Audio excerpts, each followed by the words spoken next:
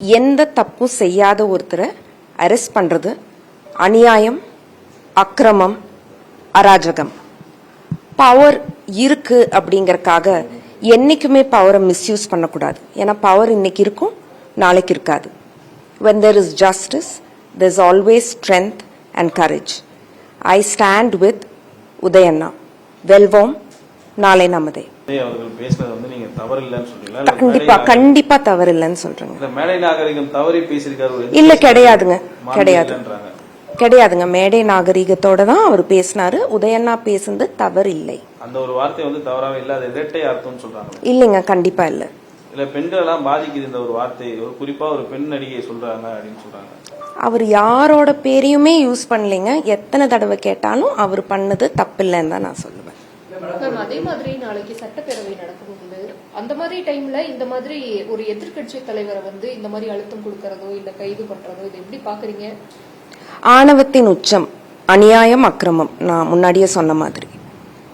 அந்த கூட்டத்துல வந்து ஒரு நடிகரோட பேர் வந்ததுக்கு அப்புறமா தான் உதயநிதி வந்து ஒரு பேசியிருக்காரு. சோ அதுதான் நீங்க வந்து கான்ட்ரோவர்சியா இருக்கு. அதை தவிர்த்துக்கலாம் நிறைய பேர் சொல்றாங்க. இல்ல, என்னோட ஒப்பீனியன் அது இல்லைங்க. I stand with him. இப்ப நீதிமன்றமே வந்து உதயநிதி அவர்கள் வந்து 12 மணிக்கு பிறகுதான் கைது செய்யணும் அப்படின்னு சொல்லியிருந்தாங்க. ஆனா முன்கூட்டியே இவங்க கைது செய்து தஞ்சாவூருக்கு அழைத்து போகணும்னு சொல்றாங்க. ரொம்ப தப்பான விஷயம். They cannot misuse power. This is a democracy இல்லைங்களா? They cannot misuse power. முழுக்க முழுக்க அந்த முதலமைச்சர் ஒரு பவரை வச்சுதான் பண்றாங்க. கண்டிப்பா கண்டிப்பா. எதுக்காக இந்த கைது இருக்குன்னு சொல்லிட்டு இவ்வளவு அது வந்து இவ்வளவு இதுவான அவசரமான கைது வந்து எதற்காக நீங்க நினைக்கிறீங்க? No comments.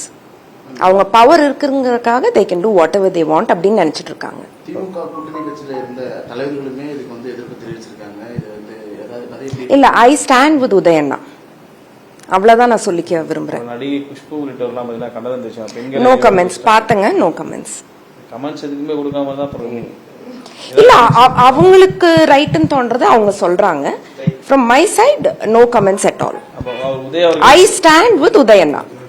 அதுதான் நான் எல்லாருக்கும் சொல்ல விரும்புறது. I stand with உதயண்ணா. அப்ப உதயண்ணா பேசுனது நீங்க தப்பு இல்லன்றீங்க. 100-200% தப்பு கிடையாது. இரட்டை அர்த்தம் கூடிய அப்படி அவர் பேசவே இல்லைங்க. பேசிருக்காரு, காணொலியில இருக்கு. இல்லைங்க, I won't agree. நீங்க சொல்றதுனால நான் அக்ரி பண்ணணும்னு இல்லைங்க ப்ரோ.